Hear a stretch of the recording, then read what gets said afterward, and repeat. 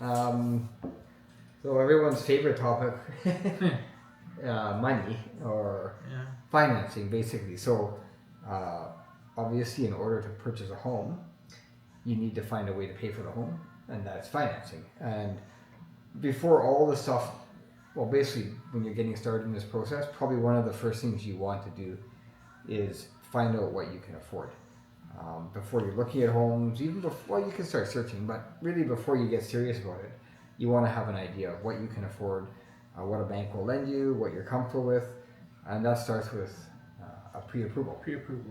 So what a pre-approval is as compared to an actual approval is you going to a bank or a broker, giving them your information, general information on your income, any debts, that kind of thing, and they can give you an answer saying, based on what you've told us, and given us, you're approved for $800,000 mortgage, for example.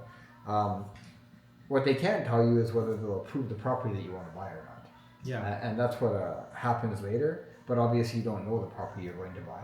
So before shopping, pre-approval. After you find a property, then we'll get into that in our next video, that process.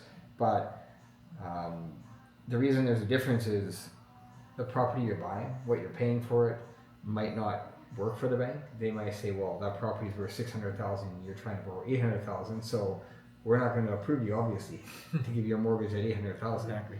So that's just an example, right? But I would say the most important thing to do at the beginning of your home search is to get pre-approved so that you are confident in what you can afford. And when you're going in to make an offer, being able to tell the seller, we're pre-approved, that means you're basically good to go as long as the house checks out with the bank. So,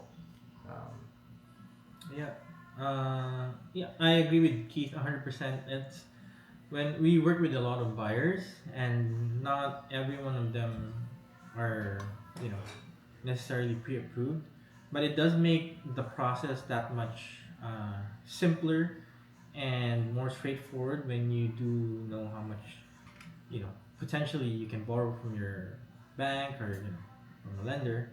And so it gives you some sort of direction too in terms of when you're looking online, it's hard to have just a number in your head when you want to look at places. It's good to have like a good idea of actually what you can afford, so that you can kind of make a list of your wants and your needs. Whether you want a 2-bedroom or 2.5 or 3, or it's good to have an idea, a good basis for when you're looking online, so that number one, you're not wasting time. You're not, you won't be disappointed if the pre-approval comes in lower, and you've been looking at 100 more expensive homes that are not really within your budget. So it's good to, generally it's a good idea to get pre-approved first before looking. Not to say that it's a bad idea to look before getting pre-approved, but it just makes it easier for you, the process basically in general. exactly. Yeah. Okay. That's it. That's it for pre-approval. Pre-approval. We'll be back in the next video to talk more about financing. But of course, when it comes to pre-approval, we do have mortgage specialists. We do. As well as brokers if you need a broker instead. Yes. And of course, if you've already got a relationship with a bank or a broker, by all means, go to them. Work with them. But we definitely have some excellent people that we can also refer you to help you out. Yes, if you need direction, we're here to give you some contacts. Yes, and we'll hopefully get them into a video at some point. We will. They can answer questions. Exactly. Okay. All right. Thank you. Back. We'll see you next time.